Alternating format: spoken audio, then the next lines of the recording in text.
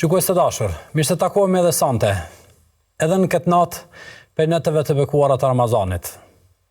Gjithmonë duke lutur Allahun subhanahu wa taala për pranimin e punëve tona, adhurimeve dhe ibadeteve të cilat i bëjmë.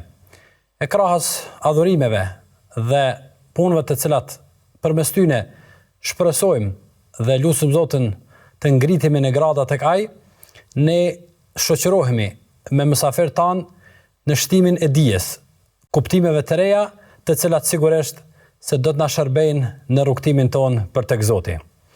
Sonte i dëshiroj mirëseardhje hoxhës së nderuar Mirësim Maliqi. Hoxh, mirëserdhje. Faleminderit.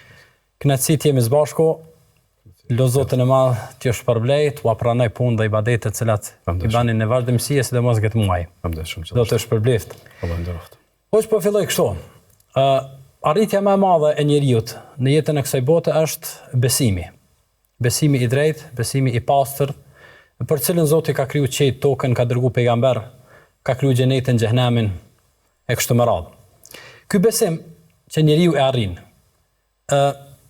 gjatë rrugtimit të njeriut, gjithmonë ndeshet me presione të jashtme, me pengesa të ndryshme, të cilat synojnë dhe qëllim e kanë rënimin e këtij besimi. Ndonjëherë këto janë më të vogla, ndonjëherë janë më të mëdha për shkak edhe të rrethanave edhe të kushteve që njerëzit jetojnë to. E në kohën që po jetojmë me hapjen e madhe që është bërë, sigurisht se njeriu ka para vetes së tij mundësi më të mëdha të qasjes në lajme, informacione, dilema, dyshime të ndryshme. Të gjitha këto që sot njerëzit i ballafaqohen me to, a janë si rezultat i mungesës së besimit të njeriut, apo vinë si rezultat i, po themi, këtij presione të jashtëm që njeriu ballafaqohet me to? Faleminderit shumë. Realisht vetë se i përmenden dy domethënie shumë thelbësore që ndoshta nga ty vlen të jetë piknisja jonë. E para, arritja më e madhe është besimi, edhe dyta sfidimi. Domethënë arritjet shpesh janë pas një sfidimi. Shpesh besimi është, sigurisht se ajo ndarja që e bojnë disa dietarëve, ka musliman me përzgjedhje dhe musliman prej ardhje. Dhe këta muslimanët e prej ardhjes sfidojnë diku tjetër, muslimanët e përzgjedhjes sfidojnë diku tjetër. Dhe këta cilët e kanë besimin e tyre si rrjedhim një kërkimi shumë të me ngulmim, realisht e kanë një sfidë tjetër, ndërkaq këta cilët e kanë trashëguar e kanë një sfidë tjetër. Mirpo tek të dytë është një fat i madh që besojnë. Është një arritje e madhe që besojnë. Dhe piknisja e ballafaqimit tyne me këtë presion të jashtëm, pikërisht ka të bëjë me këtë vetdia, e ndjejnë ata që është arritje e madhe besimi apo nuk është. Dhe shpesh këtu është ajo pjesa e parë e shkarjes edhe zurjes në thua që realisht njerëzit nuk e ndjejnë që po bëhet fjalë për diçka më jetike, më të shtrenjtën, më të bukur, më të këndshme, po edhe më të pakompenzueshme. Gjithçka në jetë mund të kompenzohet, mirë po besimi nuk është i kompenzueshëm. Nëse njëri e humb besimin, realisht nuk ka një vlerë ose një domethënie e cila mund ta zë vendin e tij, qoftë në këtë jetë apo në jetën e amshimit, domethënë teksa japim llogari para Allahut subhanahu wa taala. Dhe e dyta është domethënë çështja e sfidimit. Sfidohemi. Po kjo është fundja natyre e besimit. Domethënë, çish do të kish qenë besimi po mos kish pas sfida. Ose çka i shkon interesant në ngjarja dhe narrativa e besimit nëse s'kish pas sfida. Ose cila do të ishte domethënia e shpërblimit edhe ndënimit edhe e fitimit madh në amshim edhe e humbjes madh në amshim, nëse njerëzit nuk kishin kaluar në një test të vështirë. Mirë po shpesh sfidimi është relativ, në kuptimin që për dikë diçka është sfiduese, për tjetrin nuk është sfiduese. Ndonjëherë diçka për dikë jo vetëm që nuk është sfiduese, madje nuk e ka të qartë pse po e quajnë si sfidë, për shembull në një të kaluar, për shembull, përmendet për njërin prej dietarëve ku shkon me vizitu një vis prej viseve të Islamit edhe pritet me një pritje madhështore. Edhe ajo pritje zakonisht ka qenë e zakonshme të bëhet për prijesjet, për princët e kështu me radhë, familjen mbretërore, monarkët asaj kohe. Edhe një plak aty që ka rastis, habitet nga kjo pritje madhështore dhe pyetet mos është duke ardhur prisi besimtar, thotë ja. Thotë kush është ardhur? Thash më ja përmend emrin e atij autorit të madh, atij dietarit të madh. Nuk e njeh dhe i dojnë më thjeshtësu, i thonë po vjen ai i cili ka shkruar një libër për 1001 argumente për ekzistencën e Allahut subhanahu wa taala. Edhe e thot, e fillahi shek, fatiri samawati wal ard. Sa ka dikush dyshim në Allahun që i ka dhënë formë qiellit dhe tokës, do një plak nuk e ka pas këtë temë sfiduese.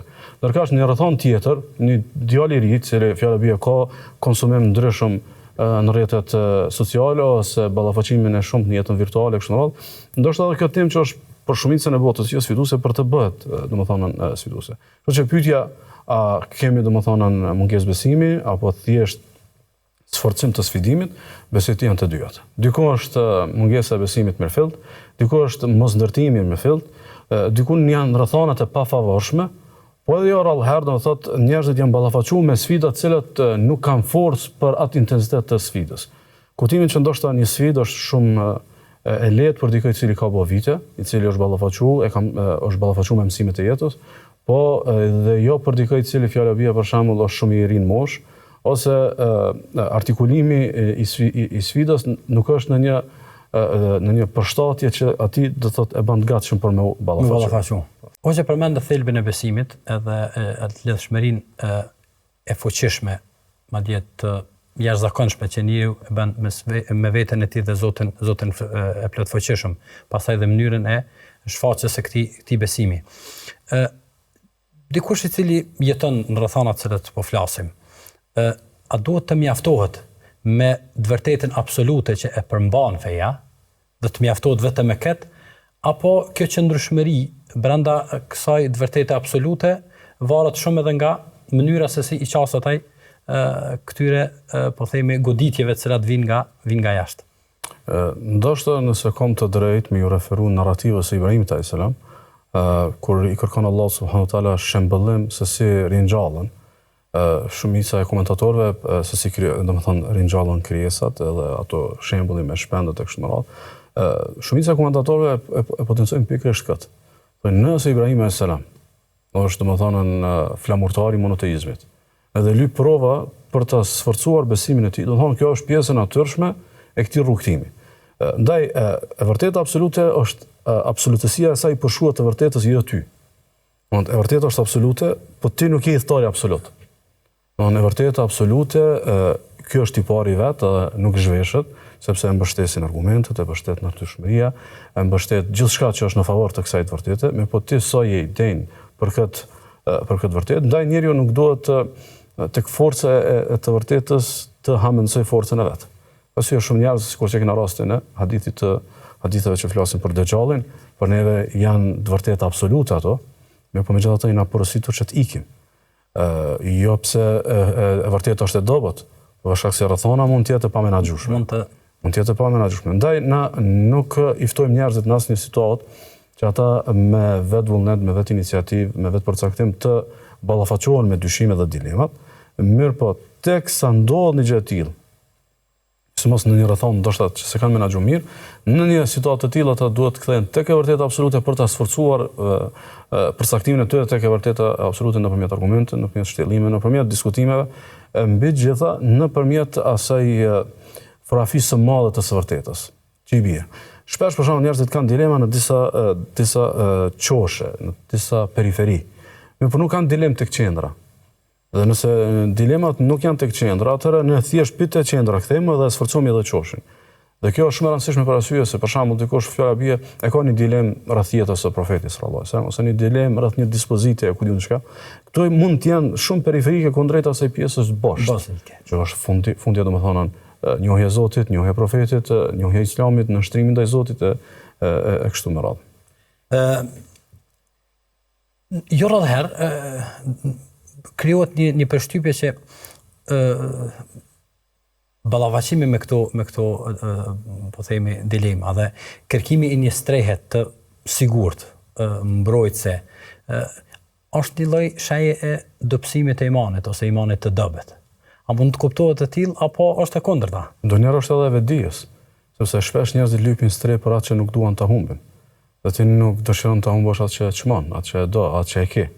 Do thotë ti e ke ndërtuar një ndërtesë dhe e ke pasur që ndërtesa thjesht pozicionin e ka të tillë që është e kanosur për armiqve, edhe rrëdhëmisht dëshiron ta sforcosh pozicionin e saj edhe sigurinë e saj edhe ta kthesh ta fortifikosh do thotë si ndërtesë. Ka situata që bëhet fjalë për iman të dobët, ka madje situata të kundërta.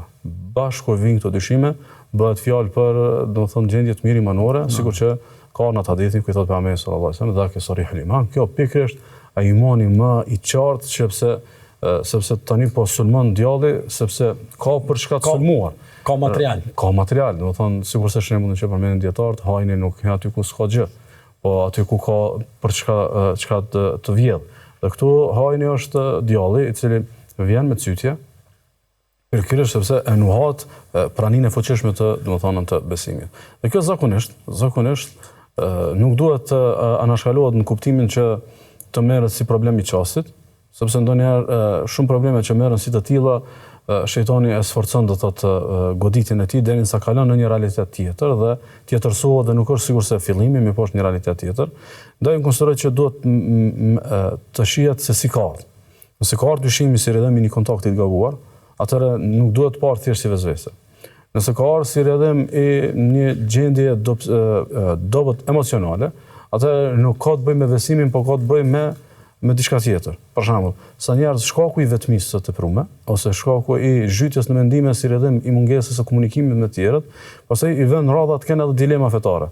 Problemi nuk ka të dilemat fetare. Dilemat fetare në këtë rast janë pasojë.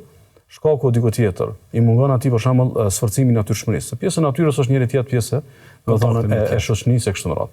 Ndaj problemi lyp më shumë se sa thjesht një përgjigje, lyp një analizë, lyp ndoshta edhe një sinqeritet. Sepse shpesh njerëzit nuk janë sinqert. Shembull, ka shkuar dhe ka lexuar literatura nga më të ndryshme që nuk ja ka vlejt me lexu, e pastaj ka një farë lëmshi, cili mendon që do me gjetë një fajtor tjetër për që u shkaktua atij lëmsh. Realisht e ki kërkuar atë lëmsh, edhe urojmë që ta zgjedhësh, por realisht kjo gabim. Njeriu nuk duhet të krijojë lëmshë në gjendje rahatie. Ti je rahat e një Zotin tanë, një profetin tanë, një fenë tënde, i një të vërtetat. Fundja për shembull sot njeriu nuk e ka të vështirë ballafaqimin me të pavërtetën, të e pasë konsiderata një fakt tjetër, i cili sot është shumë evident kundrejt kohëve tjera. Është që e vërteta e Islamit sot është promotorja kryesore e të vërtetës njerëzore. Edhe ti kur e sheh domethënë se si njerëzillëku mungon tek palët e tjera, se si domethënë shkelën klasës, se si shfrytëzohen njerëzit, se si njerëzit mosen me dy par standarde, se si janë të padrejtë, se si dijen e kthejnë në shkatërrim për popull, kështu me radhë. Do thonë shumë lehtë e ki për ta kuptuar që ka është e vërteta, ka janë domethënë të sakta kështu me radhë. Por si është e mundë fjala bie dikush të të konsideroj që një burim i cili ka shkatruar popull ose ka shkatruar njerëzimin, ose një burim i cili ka lënë popull në mesjet, ka shkatruar. I njëjti burim tjetër ai i cili ti garanton po të kuptimet e sakta edhe të shëndosha mbi jetën, mbi filozofinë, mbi konceptin, mbi filozofinë ekzistenciale kështu me radhë. Kështu dilema nuk është aq për të mëshiru. Kuptimin që me që keni dilemë thuaja se po e kemi në konsiderat. Jo, le të bëhemi sinqert nga herë domethënë kjo dilemë. Ka burimi. Po, ka problemi. Po ne shohim shpesh herë brenda vetes tonë ato po themi përbërësit të ndryshëm që këtë njeriu ka, mendjen, zemrën, dëshirat të ndryshme, nevojat të ndryshme kështu me radhë. A ndodh shpesh herë që ekuilibri brenda tyre shkakton edhe anim të caktuar, i cili pastaj ka pasoja. Islami ka arrit ta bëj balancin edhe ekuilibrin mes dëshirave të njeriut, zemrës së tij, mendjes së tij e kështu me radhë që ti mundson atij rrugtim të saktë. E bukur është pikërisht kjo që sapo tha. Do thotë, domethënë ekuilibri mes mendjes, arsyes, mes natyrshmërisë, mes pjesës së brendshme, të predispozon për perceptime të shëndosha dhe të sakta. Për shembull, kemi shumë fetar, të cilët kanë konsideruar që fetaria e tyre është e saktë dhe e shëndosh vetëm nëse kalojnë në izolim të plotë. Ose fetaria e tyre e mirë është vetëm nëse e krijon një lloj të huajtje me rrethin, edhe rrjedhimisht një lloj spekulimi imagjinar të një ishulli ku ai po e ruan fejen. Edhe çka ndodh? Ky ndoshta në rritje e ruan fejen, mirëpo shumë problem është me rujt në natyrshmëri. Edhe rrjedhimisht pastaj krijohet një lloj ftohje, një lloj varfënie emocionale, një varfënie shpirtërore, e cila pastaj mund ta godas pastaj edhe fejen. Për arsye se njerëzit nuk duhet të kopjojnë modele të cilat nuk i kanë parakushtet për ta realizuar ata. Për shembull, lexon se dikush kësaj pe i parëve tonë të mirë, kësaj ka vepruar me njerëz ose ku diun çka. Mirpo, ku është vëllimi i botkuptimeve që e kanë më të fuqishëm atë dhe ku është domethënë vëllimi yt që mund të jetë domethënë shumë i bovekat. Ndaj është e rëndësishme me kuptu këtë si domethënë që çdo ekuilibër në këtë botë i shërben jetës. Madje, cili do problem, dhe këtë e ka përmendur Ibn Qayyim rahimahullah, cili do problem, qoftë shëndet, qoftë në çështjet e shpirtit, qoftë në çështjet e vetarit, madje edhe çështjet e botkuptimit. Kudo që prishet ekuilibri, problemi, domethënë prodhohet një anomali, prodhohet një prishje. Madje edhe sëmundjet janë si rrëdhëm i mungesës së ekuilibrit. Domethënë çdo sëmundje që e trajtojmë mjekët, kryesisht dykun nuk ushtruj domethënë balansi. Tash, mungesa e ekuilibrit nuk duhet shihet si një lëshim i lehtë. Duhet shihet si një parakosh për një sëmundje. E pastaj ato sëmundje e prekin trupin, e prekin mendjen, e prekin shpirtin, e prekin konceptet, qasjet, perceptimet e njerëzit. E kjo është pastaj shumë e gjanë për me përcaktuar ku prek pastaj domethënë mungesa e ekuilibrit. Ndaj për shembull edhe kjo pjesa e dilemave, edhe këtu duhet të ketë ekuilibër. Për shembull, ekuilibri ndërmjet ndërtimit edhe ndërmjet domethënë në përmirësimit edhe pastrimit, kushtimisht thonë. Domethënë, ti kur ndërton fuqishëm, pastaj edhe një ndërtesë të ndërtuar fuqishëm e merremeton më lehtë. Domethënë ka ndodhur një sulm i vogël, ka ndodhur një dyshim i vogël, ka ndodhur një dilemë, e merremeton më lehtë. Mirpo nëse ndërtesa është e dobët, apo shamet shumë lehtësisht. Kështu për shembull shpesh njerëz i qasën fejas pika dyshimet, jo pika ndërtimi. Dhe kjo konsiderohet sikurse ti qasësh një qyteti me rolin e fikjes së zjarreve. Do të një qytet ka nevojë ndoshta për zjarrfiksin një herë në muaj, një herë në 2 muaj. Mirë, për ata të cilët ndërtojnë, për ata të cilët shërojnë, për ata të cilët edukojnë, është në çdo moment nevoja. Pastaj na duhet investimin në plotësitë e hapur këndej, ta lëmë këtë pjesën e fikjes si rast përjashtues. Emergjent ose jashtëzakonshëm.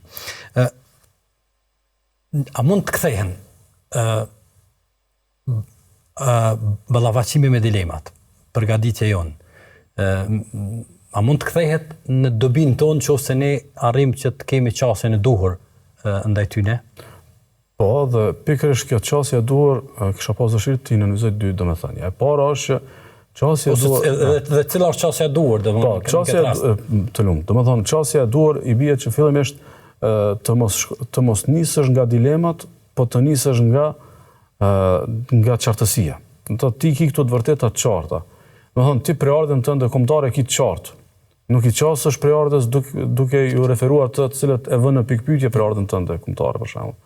Po ti duke e sforcuar prioritën tënde nga qartësia, ti je i gatshëm edhe për dilemën. Dhe jo duke u qasur nga dyshimi. Kjo është e para. E dyta është sforcimi i veglave në rast të paraqitjes së dyshimit. Dhe jo duke i studiuar dyshimet në përpikëmarrje. Kuptimin që ti nëse për shembull e zhvillon intelektin, e zhvillon pikurinë tënde, e zgjenon diapazonin tanë, e ki një qasje ma të gjërë në raport me temat, në raport me fenomenet, e kështu me radhë, i sforcon pastaj nëpërmjet dijeve, nëpërmjet leximit tua, i sforcon veglat e ballafaqimit, nëse kom drejt mi dhon këtë martim. Pastaj cili do dyshim, nëse nuk e kërkojmë mirë po na shfaqet, ndoshta kena gatishmëri për mu ballafaqu me të. Ndaj konsideroj këtu, ndoshta kam dëshirë me analizu një fakt. Shumë tri muslimanë, shumë familje muslimane, një për gjanave që se kanë menu mirë, o kom pikrisht kjo kur ata kanë konsumu përmbajtje islame sipas nevojave të tyre dhe jo sipas nevojave të mundshme të së armës të fëmijëve të tyre. Për arsye sot një vajzë mund të ketë dilema, nuk e ka nonën të gatshme me bisedu me nonën ato dilema. I ka një djalë disa dilema, nuk i ka babën të gatshëm. Sepse baba ndoshta ka konsumu fetari edhe burim edhe kontent fetar, veç atij sa është dashur. Dhe rrëdhëmisht ky bie që s'është bë gati për brezin e fëmijëve të vet. Sikur që thot Ali radiallahu anhu, thotë edukoni fëmijët e juaj për brezin e tyre, jo për brezin e juaj. Për shembull brezi im mund të ketë pas qira dilema. Brezi në ardhmë mund të ketë pas dilema tjera. Ti si bëhesh gati për brezin e ardhmë nëpërmjet zgjenimit të njohurive. Për arsye se nesër ato mund të ndryshojnë nga java në javë. Dhe ti ndoshta nuk e përcjell trendin e ndryshimit. Mirpo je i aftë për ta ndjekur trendin varësisht domethënë shpejtësisë së tij për shkak të aftësimit tënd para prak. Dhe kjo është një prej dilemave krizave të familje muslimane, të cilat për shembull madje ndodh, unë e kam pa për shembull, kena biseduar edhe herave të tjera, për shembull çështjet morale. Shpesh na ndoshta kena dëshirë ti trajtojmë ato çështje morale në bazë të atij zakonit familjar që kemi pas. Mirë po, a ka shenja të shpërbërjes? Ka. Ose për shembull në bazë të shembulltyrave të së kaluarës. Kjo nuk ka qenë modeli jon, kjo nuk ka qenë tradita jon, kjo nuk ka qenë, po nuk ka qenë, më po ai nuk sikletohet që nuk është më. Do thonë, thirrja gjithsej në një të kaluar nuk është diçka prekse për një gjëra të re. Nuk i bën përshtypje. Nuk i bën përshtypje. Që i bie domethënë në duhet mekanizma tjerë. Na vetë i zgdash ti shmi gati me diçka tjetër. Po megjithatë nuk është vonë, të bëhemi gati sa më shumë që dilemat që mund ti shfaqen në të afërmit, në fëmijës, në familjarët e kështu me radhë, të kemi gatishmëri, mirë po një gatishmëri nëse kam drejt me thujt, një gatishmëri e befasisë. Jo një gatishmëri duke e ditë parafërsisht se si do të jetë ballafaqimi. Le të jalojmë befasisë. Kuptimi që jemi përgatitur për çdo situatë. Jemi përgatitur për çdo lloj intensitet, domethënë të dyshimit të dilemat që mund të ketë do të thotë dikush prej në të ardhmen prej brezave në ardhje. Po du të kthej funde sepse bën shumë përshtypje dhe ishte shumë, po mendoj shumë e nevojshme dhe shumë e goditur. Duhet të përgatitim. Kush janë aktorët të cilët duhet ta luajnë rolin e këtyre përgatitësve? Domethënë kush duhet edhe kush e bart përgjegjësinë e ofrimit të këtyre kështjellave për gjeneratat e ardhshme?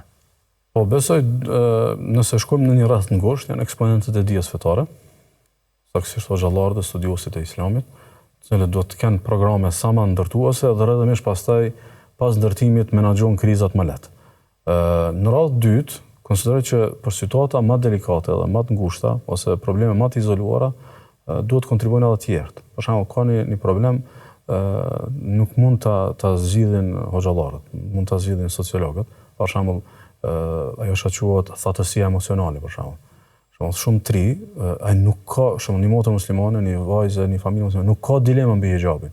Mirë po ka një thatësi emocionale, nuk di me menaxhu, e pastaj këtë mos menaxhim të mirë, pastaj e godet një dispozit për dispozitave të fesë. Ose për shembull, një djalë i ri nuk e ka ndonjë dilemë për namazin me xhamat, për shembull, edhe ardhen në xhami e kështu me radhë, mirë po ka një lloj thatësie emocionale dhe i duhet shumë një kodër për ta kaluar që të vijë deri tek një inkuadrim në komunitet e kështu me radhë. Kështu që në këtë rast këtë farë imunitetin shoqëror duhet të kontribuojnë të gjithë elitat e shoqënisë, kuptohet duke pas një shpirt goxha me zemërgjënsi, një shpirt altruisti, që mja u dashur të mirën tjerëve, dhe është një defekt të kjo temë hoxhë nderuar që shpesh njerëzit nisën vetëm nga fati i fëmijëve të tyre. Nuk kjo është goxha do të thotë një ngushtësi në zemër. Do thonë, nëse unë e kam gjetë një kod për 2-3 fëmijë të mi, do më fundja, unë e kryta projektin tëm. Jo, do të thonë njerëzit e gjanë bojnë zgjidhje për fëmijët e një qytetit. Njerëzit e gjanë bojnë zgjidhje për një brez të një shteti. Madje edhe nëse ka një zemërgjënsi pikërisht që duhet me pas muslimani, ndoshta me rakostë për bashkëdhëtarët e vet që janë edhe ndoshta edhe në vise të larta të mërgim. Pse? Se kjo është natyra e misionarit. Nuk mataj me 2-3 fëmijë edhe me një mekteb edhe me një xhami edhe me një rreth të ngushtë. Ai mat me një realitet mbar shoqëror. Edhe tash ky realitet i mbar shoqëror nuk mund të vihet si bar vetëm një njeri ose dy. Po duhet të krijohet si kulturë dhe mendësi që në krejt kontribuojmë nga pak. Edhe rrëdhëmisht me lejen e Allahut subhanahu wa taala vihet deri tek një sforcim imunitetit në përgjithësi. Të përgjithshëm. Përmane ato përveç mendoj që përveç prizve fetare këtë rast barzëve janë edhe sociologët dhe ata të cilët merren me problematika shoqërore në familja sigurisht është pjesë shumë e rëndësishme e këtij funksionimi. Po do më ndalte një çështje cilën mendoj se feja e trajton dhe ja përgjigje, cilën po kam dëshirë që ta ndëgjojmë prej teje. Cilat janë ato tash njeriu ballafaqohet me goditje të ndryshme, po themi, nga ato dilemat ose sprovat ose fitnet ose me çfarëdo emre që mund të emërtojmë. Megjithatë ka disa cilat janë më të rrezikshme, janë me pasojë më të madhe, ka disa tjera cilat janë pak më, ndoshta pak më të lehta. Cilat janë ato goditjet nga cilat duhet kemi shumë kujdes në këtë rast? A ka përshkallëzim të tyre në besim, në moral, e kështu me radhë, apo për të gjitha duhet të kujdesemi njësoj? Edhe kjo është qatë sa është fundamentale, është edhe relative. Është fundamentale në kuptimin që ajo goditja që e prek besimin nuk është sikur se goditjet e tjera. Mirë po, nga tereni dhe nga përvoja e pakët, vihet re që ndonjëherë diçka mund të jetë dytësore ose tretësore në leximin fetar, mirë po në një realitet shoqëror mund të jetë fatale. Për shembull, mund të thotë dikush nuk ka rrezik besimi, pa çka pse ka rrezik një çështje moralit. Ne po na e dimë që si kulturë e kemi një përardhje dhe një përcaktim të tillë, që po ushem morali shemë këto tjera shumë shpejt. Ani pse ndoshta në një lexim fetar duket sikur se është e kundërta. Mirë po, ne megjithatë duhet ta kemi një shpjegim autokton edhe autentik që i përshtatet i realiteti ku ne jemi. Do thotë në realitetin që ne jemi, për shembull, nëse dikush e braktis agjërimin, në leximin fetar nuk është sikur se ta ketë braktisur namazin. Mirë po ne e dimi që braktisja e agjërimit në realitetin tonë është përshkallëzimi më i skajshëm i një familje që dëshon të zhveshet nga feja. Ose e njëjta është me alkoolin dhe mishin e derrit. Ndoshta familja që janë më së paku fetare në realitetin tonë, megjithatë nuk e fusin këtë mish edhe këtë produkt në shtëpi. Megjithatë, kur ne dëgjojmë fjala bie që dikush ka ardhen aty, mund të kuptojmë që këtu ka një lloj zhveshje. Për arsye, cilat janë më me rrezik? Varësisht leximit fetar edhe varësisht realitetit shoqëror. Për shembull, si konceptohet? Po, për shembull, nëse një brez në ardhje konsideron që e ndërton familjen pa sinkron familjar. Për shembull, një vajzë përcakton të jetojë pa lejen e kujdestarit të saj fetar. Këtu kena një përshkallëzim situatës. Ani pse mund të themi që ka vetëm gërvishje dhe ngacmim edhe cënim të moralit. Mirë, por realisht këtu ka një përshkallëzim i botkuptimeve. Për shembull, a mund të jetë një guxim i tillë që ta krijojë një familje pa lejen e prindit? A mund të jetë kjo si ridhëm i sforcimit të disa botkuptimeve liberale që realisht ja kanë dhënë këtë ndjenjë lirie që mu zhvesh nga urdhëresa fetare që një nikah nuk është valet pa lejen e prindit. Që bie të mos e shikojmë thjesht episodin e fundit. Ta analizojmë që mund të jetë edhe e lidhur dikun me besimin. Pra si unë konsideroj që besimi në realitetin tonë shumë rrezikohet nga këto prurjet edhe leximet e reja, që shpesh ndoshta edhe kanë edhe petk të fesë, edhe kanë petë të guximit intelektual e kështu me radhë, por më shumë se sa guximi intelektual janë guxim për të kundërshtuar shpalljen. Ndaj besimi nuk ka të bëjë thjesht a është duke dyshuar ato të vërtetat absolute. Më e keq është ku as nuk ka dëgjuar për të vërtetat absolute. Për shembull, sa musliman ndoshta falin namazin, agjërojnë Ramazanin, po ti sfidosh për shembull për të folur 1-2 minuta, çka nuk kupton për ty ti nështrohesh shpalljes. Nuk e ka ide. Përka që kjo është thelbi besimit.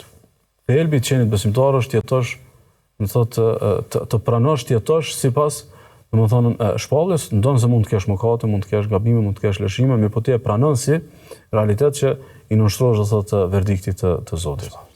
Ose ne dim se në atë konsistencën tuaj të ligjërimit, më shumë jeni të fokusuar në formimin edhe në orientimin e duhur, sesa në marrjen me dilema, andaj edhe kemi përzgjedhur që të ofrojmë një streh të sigurt por secilin që na ndëgjon dhe ta kupton se ku duhet të ruhet dhe ku duhet të strohet ndaj këtyre dilemave. Jemi pothuajse ka fundi dhe për çdo kënd i cili kërkon streh të sigurt jashtë mësimeve dhe shpalljes, jashtë lidhjes së tij me Zotin, çfarë mund të themi? Realisht është ikje, kjo nuk është kërkim. Do thotë, është duke ikur prej burimit dhe ikja prej burimit nuk kupton që e hek etjen, e as më tepër që e gjen jetën. Thotë, gjitha rrugët çojnë aty. Kjo është e vërtetë absolute.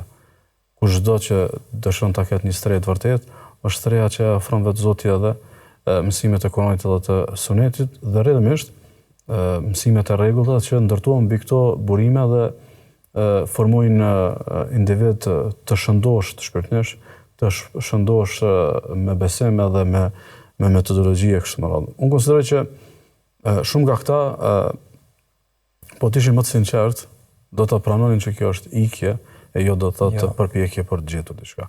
Mirë, po këtu mungon sinqeriteti.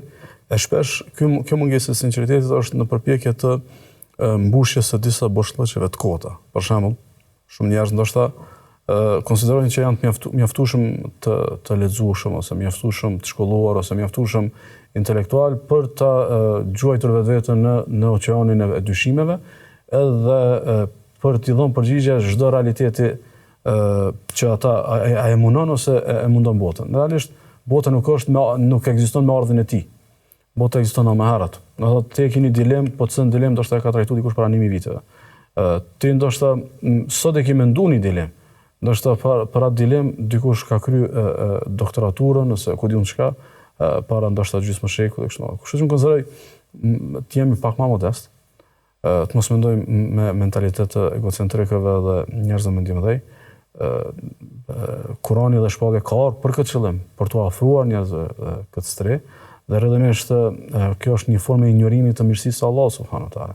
Do të mendosh që me kërkimin edhe humbtimin tan gjithçka do ta zbulosh, është jashtë natyrës njerëzore. Njerëzit nuk i zbulojnë për zyti gjonat e kësaj bote. Janë zbuluar një herë edhe ti thjesht vetë i përfiton, i mëson edhe i vën në shërbim të jetës tënde. Po ishte kënaqësi.